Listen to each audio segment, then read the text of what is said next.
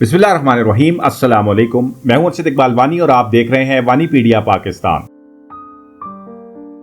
पंजाब की जरखेज धरती पर दरिया चनाब के किनारे एक ऐसा कस्बा आबाद है जिसका नाम सुनते ही मोहब्बत, लोक दास्तान और तारीख एक साथ जहन में जाग उठते हैं। ये सिर्फ एक बस्ती नहीं बल्कि सदियों पर मुहित मोहब्बत और रवायात की अमीन एक ऐसी सरजमीन है जिसे पंजाबी अदब की लाजवाल लोक दास्तान हीर रांझा ने अमर कर दिया। मौरखीन के मुताबिक रांझा, जिसका असल नाम धीदू रांझा था, इस मट्टी में पैदा हुआ, इन्हीं खेतों में पला बढ़ा और इसी धरती से इसकी मोहब्बत की कहानी ने जन्म लिया जो आज भी पंजाब की लोक दास्तानों और हीर वारिस शाह की शायरी में जिंदा है। यह है जिला सरगोदा, तहसील कोट मोमिन का एक छोटा सा गांव तख्त हजारा। दरिया चनाब के करीब आबाद ये कस्बा कभी सरसब्ज बागात, वसी खेतों, कदीम गलियों और खुशहाल तजारत का मरकज हुआ करता था। मुगलिया, सिख और बरतानवी हर दौर ने तख्ते हजारा की शिनाख्त में अपना रंग शामिल किया। यहाँ की गलियां और सड़कें आज भी माजी की सरगोशियां करती सुनाई देती हैं। तो आज के इस व्लॉग में हम अभी मौजूद हैं तख्ते हजारा के छोटे से गांव में जिसका पुराना नाम खजियां वाला था। बाद रवायात के मुताबिक मुगलिया दौर में यहाँ जहांगीर बादशाह का तख्त था और इसी मुनासबत से इसको जहांगीराबाद भी कहा जाता था। आज का तख्त हजारा एक छोटा, पसमानदा और गुमनाम सा गांव है जो अगरचे अपने दामन में तारीख के कई खजाने छुपाए हुए है, लेकिन फिर भी सयाहती दुनिया में तकरीबन नामालूम है। यहाँ के बुजुर्ग बताते हैं कि एक वक्त था जब तख्त हजारा के बाजार दूर दूर तक मशहूर थे। यहाँ के बागात अपनी खुशबू से पहचाने जाते थे और यहाँ के मकानात, हवेलियां और गलियां एक खास शान रखती थीं। इन्हीं गलियों में हिंदू, मुसलमान और सिख खानदान एक दूसरे के साथ मोहब्बत, एहतराम और भाईचारे की जिंदगी गुजारते थे। ये वो वक्त था जब मजहब से पहले इंसानियत पहचान हुआ करती थी, जब दरवाजे सिर्फ घरों के नहीं बल्कि दिलों के भी खुले हुआ करते थे। और इन्हीं दिनों तख्ते हजारा की मट्टी ने एक ऐसी शख्सियत को जन्म दिया जिसका नाम यहाँ के लोग आज भी एहतराम से लेते हैं। ये थे पंडित बद्रीनाथ जेटले। तो इस वक्त मैं आपको उन्हीं की बनवाई हुई एक खूबसूरत तारीखी हवेली दिखाने लेकर जा रहा हूं।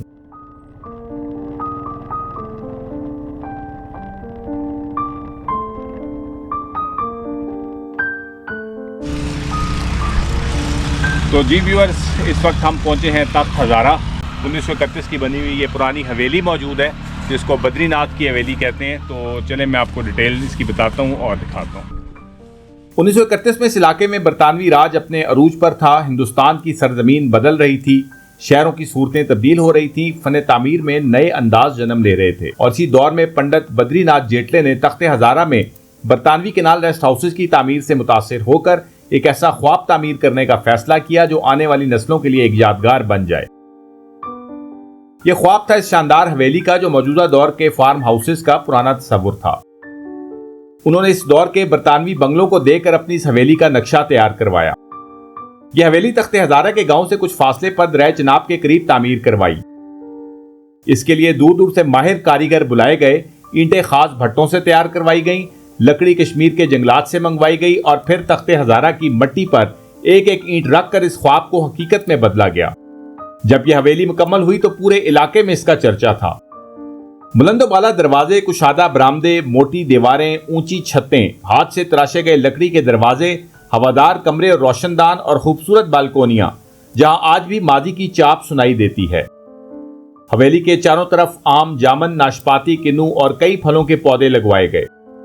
चनाब से आती ठंडी हवा, सब्जा, परिंदों की आवाजें और सुकून इस जगह को जन्नत का एक टुकड़ा बना देते थे। बद्रीनाथ एक तालीम याफ्ता, बवकार और खुशहाल खानदान से ताल्लुक रखते थे और पेशे के एतबार से डॉक्टर थे। एक ऐसे मौलिद जिनके लिए इलाज सिर्फ पेशा नहीं बल्कि इंसानियत की खिदमत था। उन्होंने इस दौर में तिब के मैदान में अपना नाम पैदा किया और पेशावर जैसे बड़े शहर में अपनी खिदमत अंजाम दी। मगर इंसान जितना भी दूर चला जाए अपनी मिट्टी की खुशबू उसे वापस बुला ही लेती है और यही हाल बद्रीनाथ जेटले का भी था। गर्मियों की आमद के साथ ही वो पेशावर से अपने आबाई कस्बे तख्ते हजारा आते, अपने घर वालों के साथ हवेली में वक्त गुजारते और साथ ही मुकामी लोगों का मुफ्त इलाज भी करते। लोग कहते हैं कि उनके दरवाजे पर कभी कोई जरूरतमंद खाली हाथ वापस नहीं गया। फिर आया सन 1947।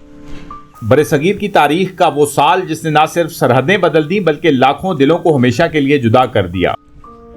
फसादात, हिजरत, आंसू, जुदाइयां, और इन्हीं लाखों खानदानों में एक नाम बद्रीनाथ जेटले का भी था।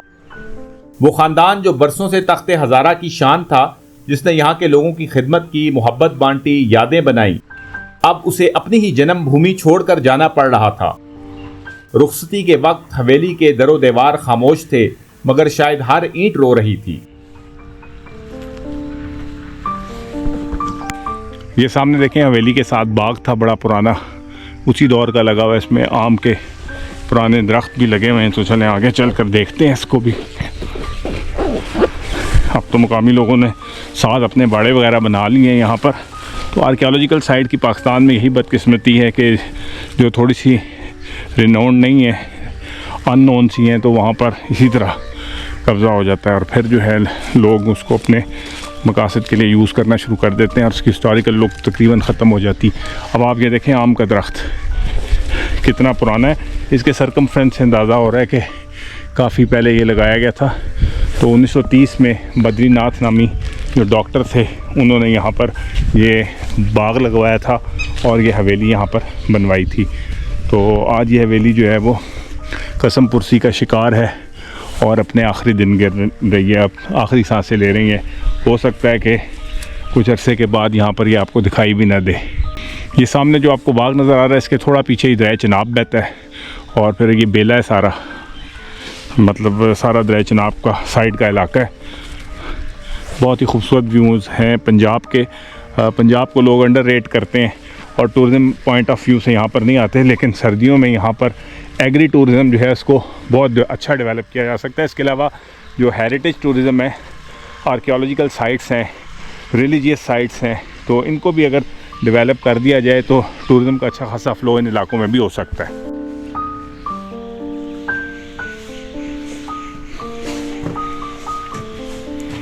ये देखें, ईंटें रखकर और जो लकड़ी की जो शतीर उनको तराश कर छत बनाई गई है।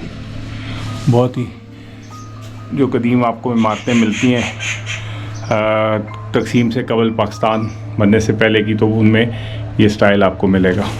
इस बाग में नाशपाती के दरख्त भी लगाए गए थे, वो सामने दिखाई दे रहे हैं। बड़े कदीम दरख्त हैं ये भी, और ये उसी दौर के लगे हुए 1930 के।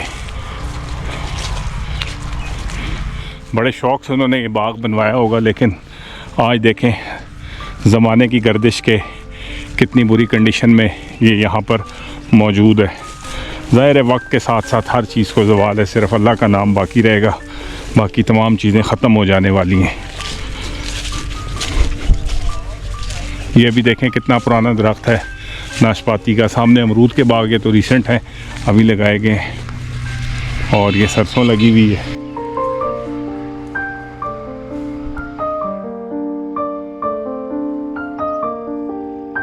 और इधर से ये हवेली का व्यू देखें, बहुत ही खूबसूरत इलाका। सर्दियों में विज़िट करने के लिए ज़रूर यहाँ पर आएँ और इस तारीख़ी इमारत के आखिरी दिन देखें ज़रूर और इसको रिकॉर्ड करें। तो जी व्यूअर्स, आपको उम्मीद है कि ये तारीख़ी विरसा पसंद आया होगा जो अपने आखिरी दिन गिन रहा है। तो इससे पहले कि ये बिल्कुल ही ख़त्म हो जाए, इसको आकर देख लें और इसी तरह की अनएक्सप्लोर्ड और लीस्ट एक्सप्लोर्ड जगह देखने के लिए वानीपीडिया पाकिस्तान को सब्सक्राइब करें। इसको जो है वो फैलाएं भी, ताकि पाकिस्तान में जो टूरिज़म का ट्रू चेहरा है या सॉफ्ट इमेज है उसको डेवलप करने में मदद मिल सके। तो इन्हीं अल्फाज के साथ आपका होस्ट अरशद इकबाल वानी आपसे इजाज़त चाहता है। इंशाल्लाह फिर आपसे किसी और तारीख़ी जगह पर मुलाकात होगी। तब तक के लिए स्टे सेफ़। अल्लाह हाफ़िज़, फ़ी अमान अल्लाह, अस्सलामु अलैकुम।